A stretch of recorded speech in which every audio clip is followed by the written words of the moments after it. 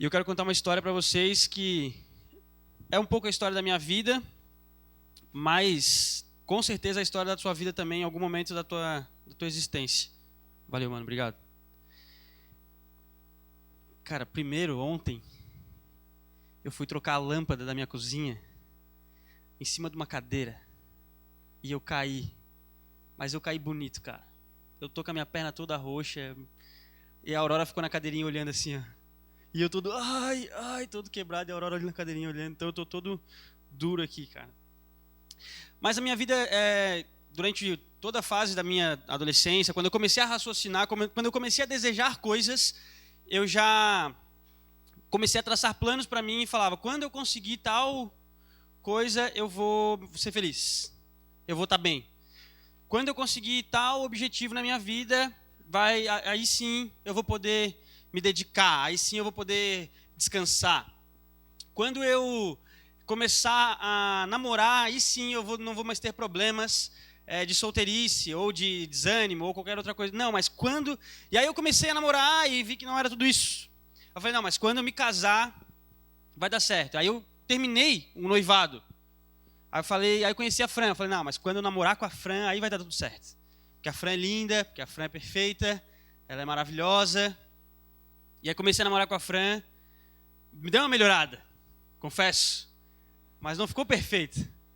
Eu não consegui relaxar, eu não consegui fazer o que eu queria fazer da minha vida. Eu falei, não, mas quando eu casar com a Fran, aí sim. Casei e continuo nessa luta. Eu falei, não, quando a gente tiver nosso filho, nossa filha, vai dar tudo certo. Pelo contrário, vem mais luta, mais correria, mais loucura. E eu posso ficar nesse limbo para vocês até a volta de Jesus ou até a minha partida. E você pode se olhar no espelho e se ver nessa situação também. Quando tal coisa acontecer, quando eu tiver terminado esse projeto, quando eu tiver concluído esse objetivo da minha vida, aí sim eu vou me dedicar, aí sim eu vou poder pensar sobre outras coisas, ou sobre o reino, ou sobre a caminhada com Deus, ou sobre a minha vida cristã. E eu queria te desafiar a ler esse texto comigo hoje e ver que não é bem assim. Abre lá comigo em Lucas. Deixa eu ver se está funcionando aqui, Isa, peraí. Ih, rapaz. É para baixo, né? É para baixo? Para baixo.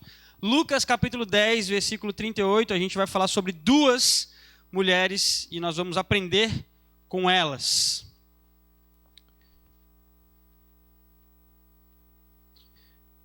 Se você não tem a sua Bíblia de papel, aí pode acessar pelo seu celular. Eu não vou passar o texto aqui no slide. Eu vou ler, se você não tem aí, presta atenção, é bem rapidinho também. A história de Maria e Marta, duas irmãs. O versículo 38 diz assim, caminhando Jesus e os seus discípulos chegaram a um povoado, onde certa mulher chamada Marta o recebeu em sua casa. Maria, sua irmã, ficou sentada aos pés do Senhor, cantando, eu não quero mais sair daqui. Não, ela ficou lá, ouvindo a sua palavra. Marta, porém, estava ocupada com muito serviço. E aproximando-se dele, perguntou, Senhor, não te importas que a minha irmã tenha me deixado sozinha com o serviço? Diz-lhe que me ajude. E respondeu o Senhor, Marta, Marta, você está preocupada e inquieta com muitas coisas. Todavia, apenas uma é necessária. Maria escolheu a boa parte, e essa não lhe será tirada. Maria escolheu a boa parte, e essa não lhe será tirada. Essa minha história que eu contei é basicamente o que a gente vê nesse texto. É basicamente o que às vezes acontece na tua vida. Existem dois personagens, Marta e Maria, duas irmãs, a mesma criação, a mesma história familiar, o mesmo ensino, mas com objetivos de vida diferentes. Uma, quando encontra Jesus, se debruça aos pés dele e fica lá, ouvindo ele falar. Tudo que ele tem para falar, o que ele quiser comentar, se ele não estiver falando nada, ela fica ali também. E outra não para. É aquela que não para de fazer as coisas, de ajeitar a casa, de limpar a mesa, e ver um cabelo no chão e fala, nossa, preciso tirar esse cabelo do chão. E vai e não para, está sempre frenético, está sempre elétrica. E a gente começa a perceber que o que muda nas duas pessoas é o interesse delas, é a intenção delas, é o propósito do coração delas. E eu quero extrair desse texto algumas lições para que a gente possa, de forma bem prática, aprender com essas duas personagens e com Jesus, obviamente, que é a pessoa importante, mais importante dessa história, mas como elas nos ensinam comportamentos, práticas e costumes que vão nos ajudar ou nos afastar daquilo que o Senhor tem para as nossas vidas. O primeiro detalhe interessante que você percebe no texto é que não importa a casa. Essa é a primeira coisa que eu tenho para te dizer. Por que eu falei daquela história, daquela minha historiazinha ali, ou por que eu estou frisando esse detalhe? Porque às vezes a gente não se entrega para Cristo, a gente não abre o coração para Jesus, para o reino, porque a nossa casa está suja. Ah, não, eu não vou receber Jesus agora porque eu preciso resolver uns problemas primeiro. Eu preciso dar uma ajeitada na minha vida, eu preciso resolver umas questões. Perguntei para um adolescente esses dias, falei, tu não vai se batizar? Ele falou, não, estou resolvendo uns negócios ainda. Falei, que negócio, cara? Falei, tu não aceitou Jesus como teu salvador? Aí ele, sim, eu reconheço. Eu falei, então, o que falta, cara? Não, é que eu estou com uns pecados aí. Eu falei, eu também. Faz parte. A questão é entender isso. Por quê? Porque a gente quer ser protagonista da história. E esse texto mostra que não importa a casa. Porque olha só, quem chama Jesus é a própria Marta. E ela chama Jesus e recebe ele em casa. O texto fala, Marta o recebeu em casa. Ela chama Jesus para ir para casa. Quem senta aos pés de Jesus não é ela, é a irmã dela. Mas o que eu quero frisar contigo, e o que eu quero mostrar para ti, é que às vezes a gente acha que Jesus está mais preocupado com o que a gente pode oferecer do que quem a gente é. Por isso que a gente às vezes fica com vergonha de ter Jesus perto da gente. Por isso que às vezes a gente fica com vergonha de voltar para a igreja. Por isso que às vezes a gente fica com vergonha de se render aos pés de Jesus. Eu mandei uma mensagem para uma irmã da igreja, assim, no WhatsApp, que fazia tempo que eu não havia. Falei, minha irmã, faz tempo que a gente não vê a irmã na igreja e tal, né? Como é que a senhora está? A senhora se mudou? Está morando na cidade? Está com muito trabalho, né? E aí ela, poxa, pastor, que bom receber essa mensagem. Eu fiquei muito feliz de receber essa mensagem. Realmente eu não me mudei, eu continuo morando pertinho da igreja. Eu simplesmente parei de ir e não fui mais. E vi que eu não estava mais prestando, eu não estava mais fazendo direito e eu preciso voltar. Eu preciso fazer as coisas melhores. E aí, claro, eu não ia discutir com ela pelo WhatsApp, eu não ia pregar para ela pelo WhatsApp. Eu falei, irmã, a casa está aberta, você pode voltar. Venha logo, a gente quer te dar um abraço, a gente quer ver você e sua família. Mas a gente tem essa necessidade de querer apresentar uma coisa bonita para Jesus.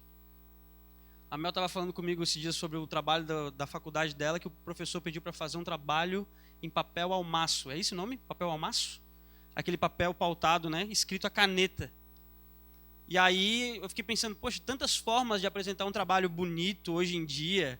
Os caras podem usar, e tem até sabia que tem um iPresenter, que é tipo uma inteligência artificial que faz PowerPoints para vocês? Um dia eu vou montar um sermão com esse iPresenter aí para ver se vai dar certo. Escrever os textos tudo lá e pedir para ele montar uns slides aleatórios. Mas o professor pediu uma parada feita à mão. Uma parada orgânica, uma parada que ela tinha que escrever, que ela tinha que fazer. E isso eu achei interessante, porque às vezes a gente quer sempre oferecer algo muito melhor, algo excepcional para alguém que não precisa de nada de excepcional da gente. E é isso que a gente precisa entender com Jesus.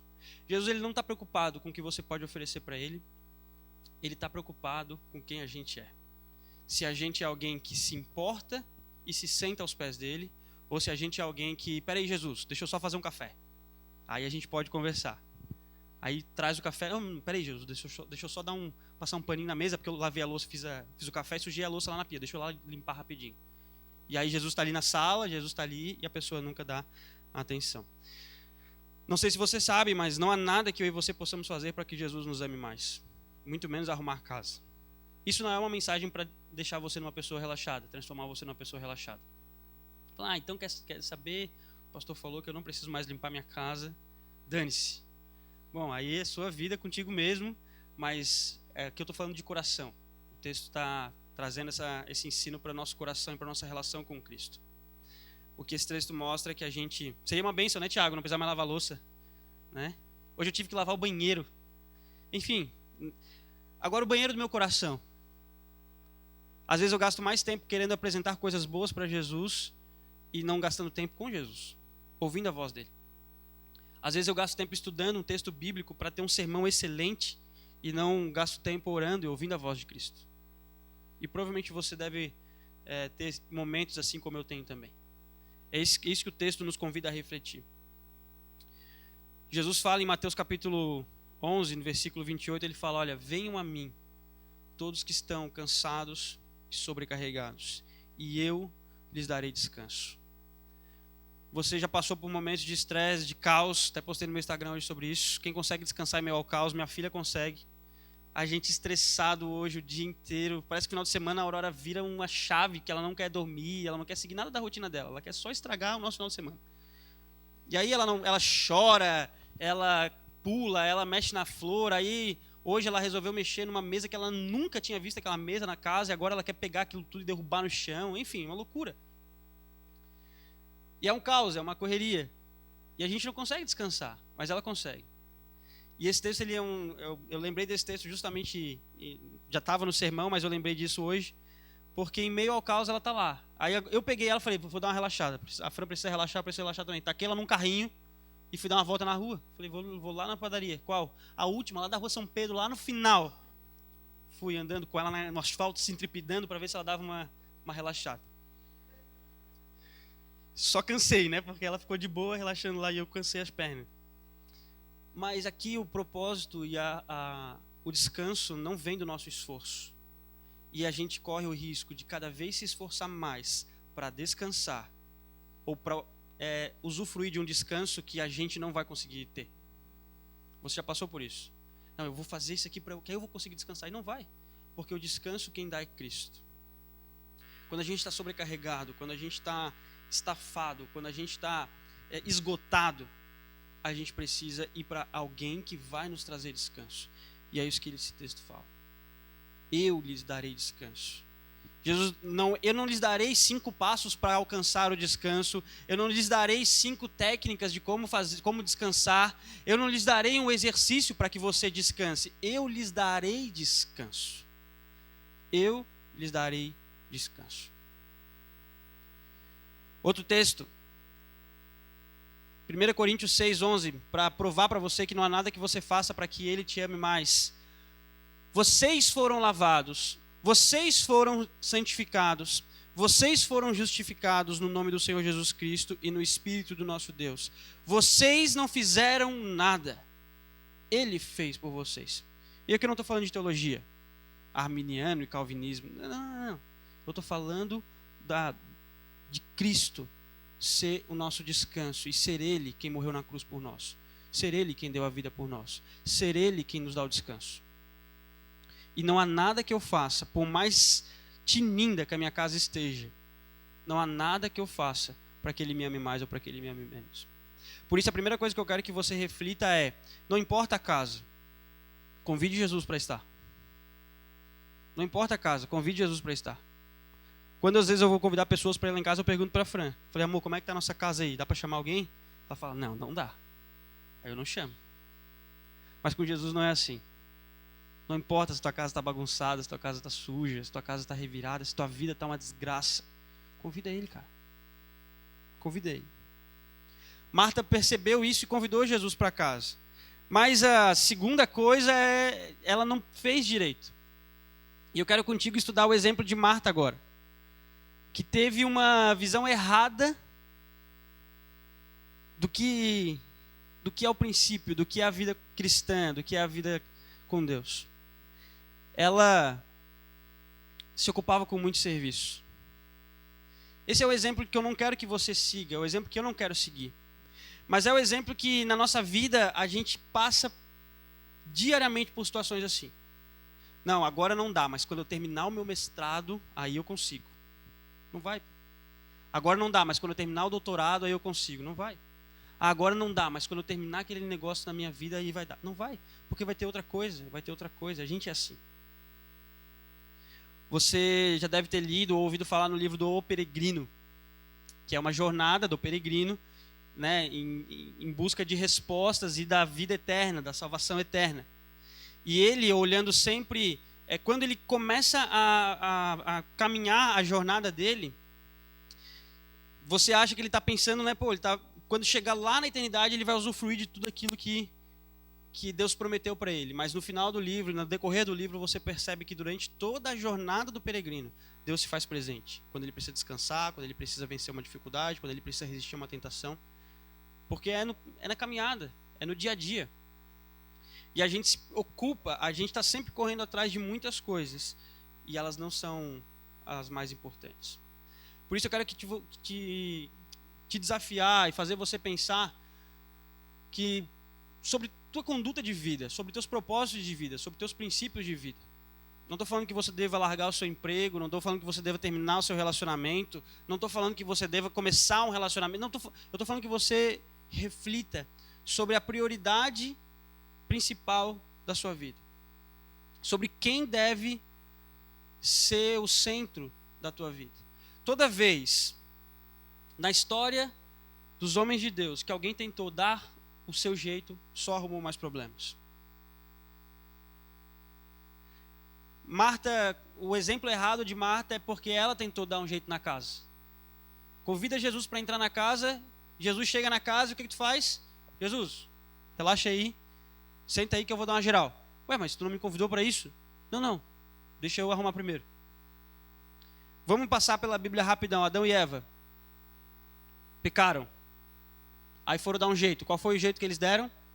Pegaram umas plantas lá e fizeram umas roupas de planta. Deus foi lá, olhou e falou: tá zoado isso aí. Matou um animal e fez roupa com pele de animal. Eles tentaram corrigir e o sangue foi derramado para mostrar para eles que o pecado tem suas consequências. E Deus é quem pode restaurar. Depois, Caim, por um problema no seu coração, ele decide resolver. De como? Matando o irmão. Baita estratégia. Baita estratégia. Do jeito dele. Do jeito de Deus, não.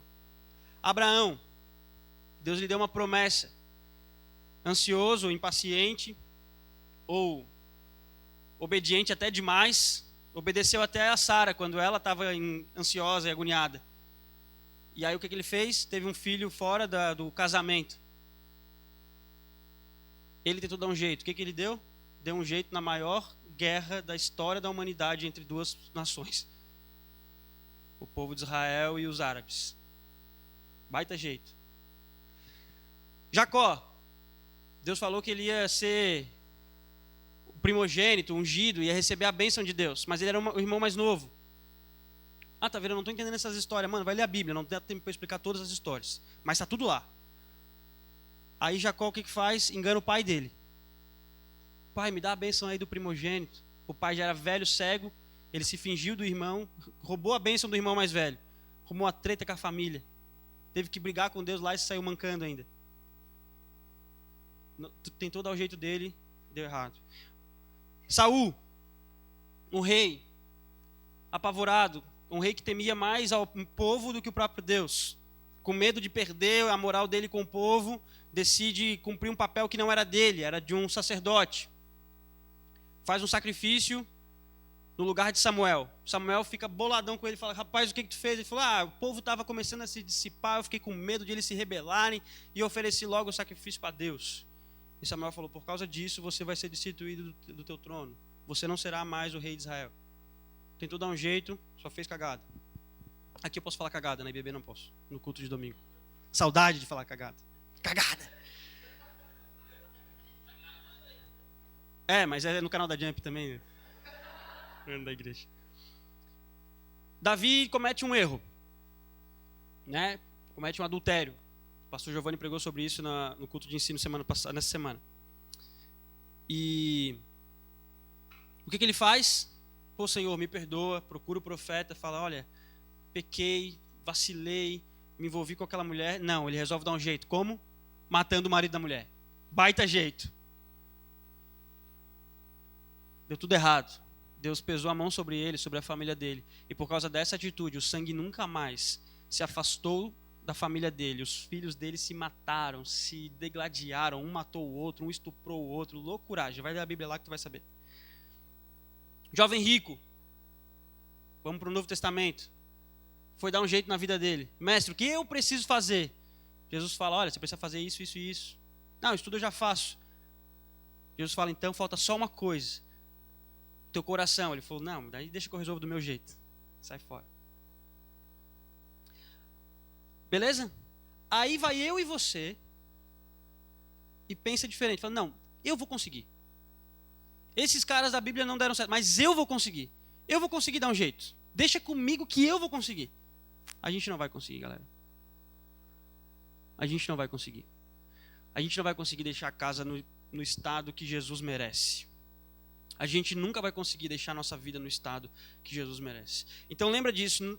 Se na história da Bíblia, e a Bíblia nunca teve vergonha, e o texto bíblico é muito legal, a Bíblia é muito maravilhosa, porque ela não tem problema nenhum em expor os problemas desses caras. As falhas, os seus pecados e as suas dificuldades. Porque ela mostra que mesmo essas pessoas encontraram redenção na graça de Deus, no amor de Deus e no sacrifício de Jesus. E por que nós não vamos encontrar? E por que nós precisamos achar que nós que temos que limpar o chão das nossas dificuldades? Quando Jesus fala, venham sobre mim e eu darei descanso. Eu vou morrer na cruz para salvar vocês, para restaurar a vida de vocês. Um texto bíblico que vai te ajudar. João, capítulo 15, versículo 5, Jesus fala, pois sem mim vocês não podem fazer coisa alguma. Salmo 127, se o Senhor não edificar a casa, em vão trabalham aqueles que edificam.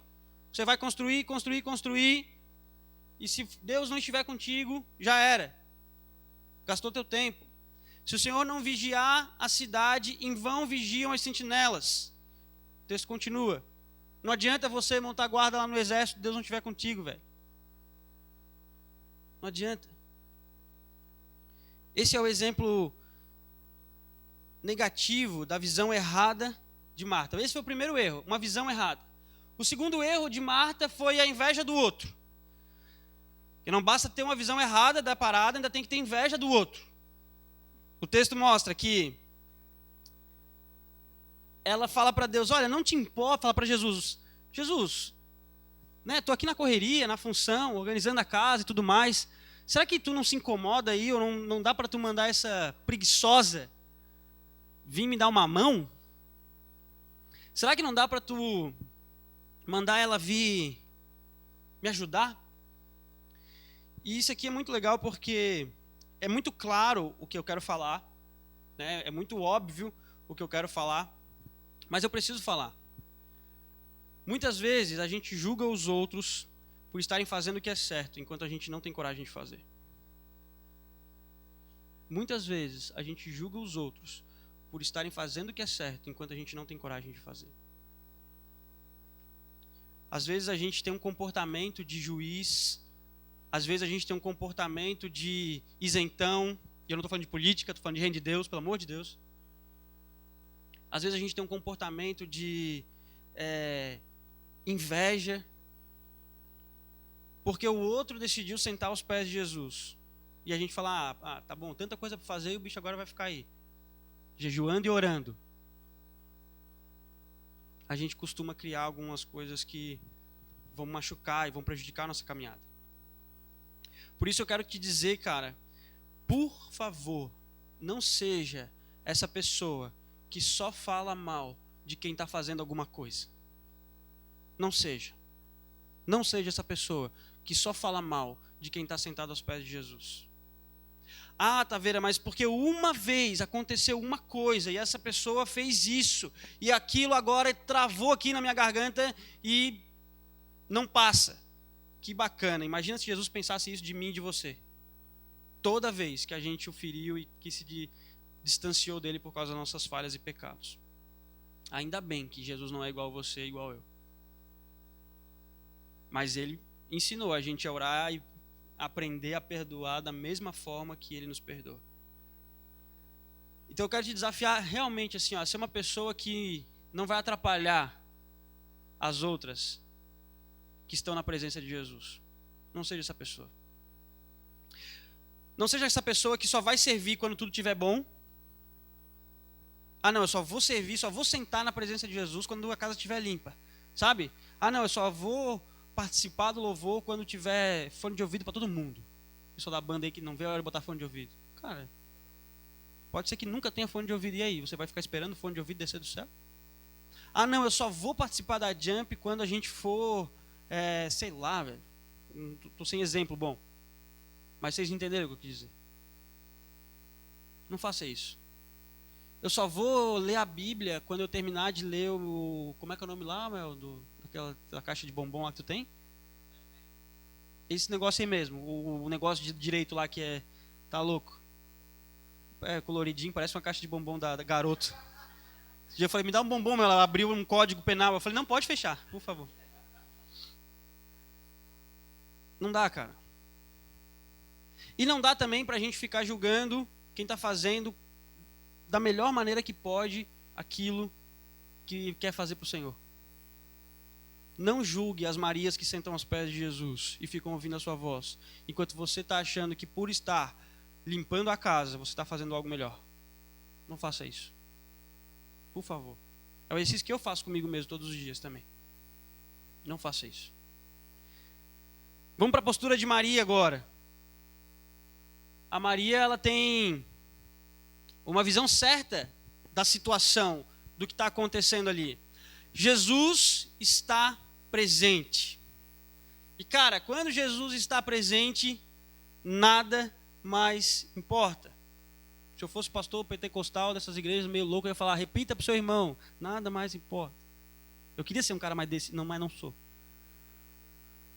Cara, é claro, é óbvio o que o texto está falando. Jesus está presente, por que você não se senta aos pés dele? Porque se sentar aos pés de Jesus é não fazer nada. E eu não consigo não fazer nada. Sentar aos pés de Jesus é deixar ele falar. E deixar Jesus falar vai de encontro com as minhas vontades, com as minhas necessidades, com os meus sonhos. Deixar Jesus falar vai de encontro com aquilo que eu gostaria de fazer, e talvez ele fale algo que eu não queria ouvir. Sentar aos pés de Jesus é se humilhar na presença de Jesus. E a humilhação é a postura mais gloriosa diante de Deus. O que você pode fazer de mais valioso diante de Jesus é se humilhar. É sentar aos pés dele. E não é à toa que ela senta aos pés, porque ela senta no sentido de que alguém que quer aprender, de que quer ouvir. A visão certa é, se Jesus está presente, se entregue a ele. Um texto de Salmo 84, versículo 10, ele fala assim, mais vale um dia em tua casa do que 1000 em outro lugar. O que a Maria escolheu? Ela escolheu a melhor parte. Um pastor batista americano, John Piper, ele fala que sempre tem um salmo para você. Sempre tem um salmo para você. Está com alguma dificuldade, está com um problema na vida, não sabe o que fazer, leia um salmo, porque sempre você vai se encontrar lá dentro de algum salmo. E esse salmo é o salmo desse momento. Mas vale um dia na presença de Jesus do que 1000 fazendo outras coisas. Às vezes a gente gasta tanto tempo correndo atrás de coisas que não vão mudar a nossa vida significativamente em nada. E perde tempo de estar na presença de Jesus. E Jesus está aqui. Jesus está na tua vida, Jesus está diante de ti. E você vai querer correr atrás das coisas para mostrar para ele que você correu atrás das coisas.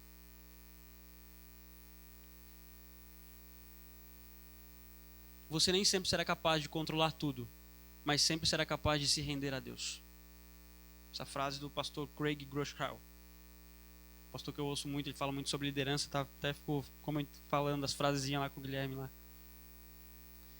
Mas essa frase é maravilhosa. Porque o que Marta estava querendo fazer era controlar tudo. Ela queria controlar a situação. Jesus está presente, então Jesus só fala quando a casa estiver limpa. Calma Jesus, não preparei o café, o bolo está assando. Calma Jesus, não vamos começar ainda. Deixa eu organizar tudo, Jesus. E aí Maria senta aos pés de Jesus, começa a ouvir Jesus falar.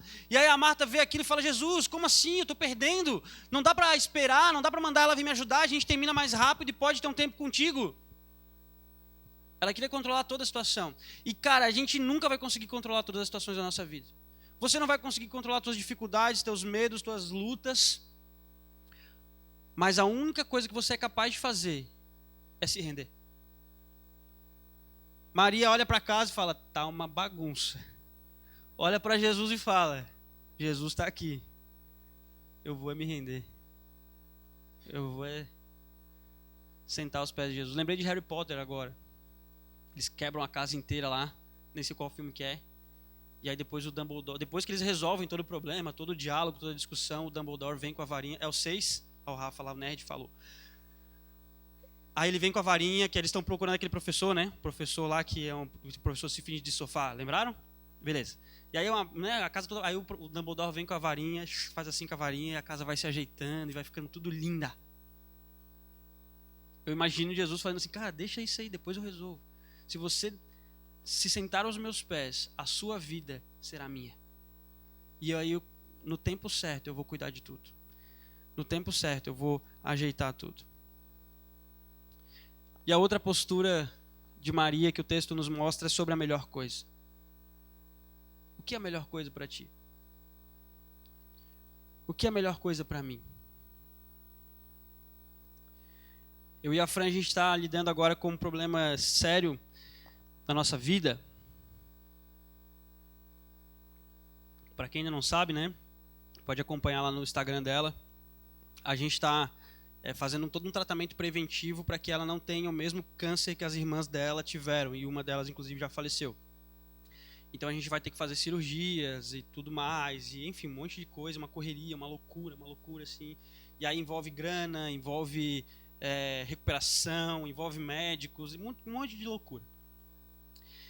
E a gente estava discutindo sobre isso e ela falou, nossa, mas é muito dinheiro, a gente não vai ter como pagar e não sei o quê. E eu falei, cara, a gente tem a melhor coisa. Eu falei, a gente tem Jesus, velho. A gente tem Deus. A gente começou a discutir, né? Não, a gente trabalha mais. Eu falei, a gente trabalha mais, a gente faz sei lá, uma ação, vende bolinho, qualquer coisa, mas a gente vai dar um jeito. E aí voltando para casa, com os ânimos mais calmos, assim, eu falei, cara, a gente está esquecendo de uma coisa importante nessa conta. Jesus. A gente tirou Deus da equação. A gente está tentando arrumar casa sem Deus, sem saber que Jesus está presente. E eu falei, faz todos os exames que tiver que fazer, faz todas as consultas que tiver que fazer. Se tiver que pagar, a gente dá um jeito aí e paga. Mas Deus está presente, Ele está com a gente, vai dar tudo certo. É isso que você precisa entender. É isso que eu quero que você entenda. Às vezes você corre atrás da melhor coisa que você acha que é a melhor coisa. Mas a melhor coisa se chama, na verdade não é uma coisa, é uma pessoa, e é Jesus. E ela está na casa, e você está aí correndo atrás do vento igual um pato velho. Por favor, cara. Dá uma parada na frenética agenda do teu dia a dia. E olha para Jesus. Dá uma parada no frenesi que você vive e olha para Jesus. Eu pesquisei na Bíblia um outro versículo que pudesse combinar com essa palavra aí, mas eu olhei para o versículo do texto mesmo, porque não tem outro melhor. Maria escolheu a melhor parte, essa não lhe será tirada. O seu trabalho pode mudar. A grana pode mudar. Os planos, os sonhos podem mudar. Mas tudo aquilo que você viveu até hoje e tudo aquilo que você vai viver na presença de Jesus, isso nunca, nunca, nunca vai ser tirado de você. Marta não entendeu que limpando a casa dá mais oportunidade para que a casa fique suja de novo. Né? Na tua casa não é assim, na minha é. Eu falei, acabei de lavar essa louça, o que aconteceu aqui? O demônio da louça aqui surgiu de dentro da pia e trouxe mais. Ela falou, não, isso aí foi comida para tua filha. Eu falei, beleza. Aí panela de pressão, eu falei, a Aurora come um negócio assim, tem uma panela de pressão para fazer um negócio assim. Falei,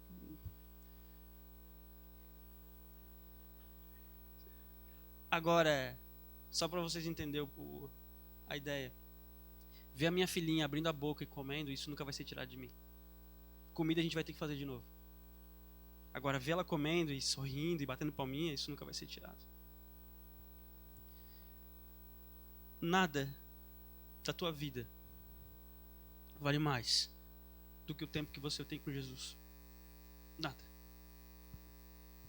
Pode ser o melhor trabalho, pode ser o melhor relacionamento, pode ser o melhor bem. Nada vale mais do tempo que você tem com Jesus. Nada. Não existe nada mais importante que a presença de Jesus no nosso meio. Jesus se faz presente. E não existe nada mais importante que a presença dele. Eu gosto muito de Pedro. E esse exemplo aqui é um exemplo que eu queria te desafiar para encerrar essa pregação aqui. Contextualizando, né? Se quiser saber mais, vai lá ler a Bíblia. Mas contextualizando para você, Jesus morre, tretado com Pedro, né? Pedro nega Jesus e não consegue se reconciliar com Jesus antes de Jesus morrer.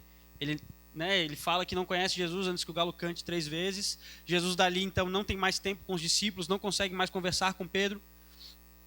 Pedro então frustrado, desanimado, sem poder reconhecer isso e falar com Jesus, ele volta para a vida dele. Jesus morre, aquela coisa toda, e aí o rebuliço de Emaús, que Jesus voltou, tal, e Pedro, vou voltar a pescar, não sei o que.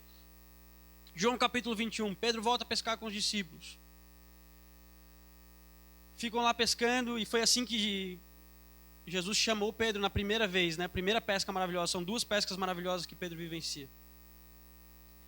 Jesus aparece na praia, Pedro está lá pescando, e Jesus pega e fala: ei, vocês pescaram alguma coisa? Eles: não pescamos nada. E Jesus já estava com brasa, peixe e um pãozinho assando lá na praia. Jesus fala: então joga a rede aqui, nesse lado. Eles jogam a rede e vem um monte de peixe. Pedro na hora lembrou. E aí João fala: olha, é Jesus, só pode ser Jesus. E aí vem esse versículo: Simão Pedro, ouvindo dizer isso, vestiu a capa, pois a havia tirado, e lançou-se ao mar. Nem esperou os caras puxar o barco, nem esperou nada. Ele lançou-se ao mar. Foi em direção a Jesus. Porque talvez ele tinha uma amargura no coração, tipo, poxa, Jesus voltou para falar comigo, Jesus voltou para me confortar, ou me confrontar, mas eu preciso voltar para ele, porque eu vacilei, eu preciso voltar para Jesus. Eu preciso encontrar ele logo.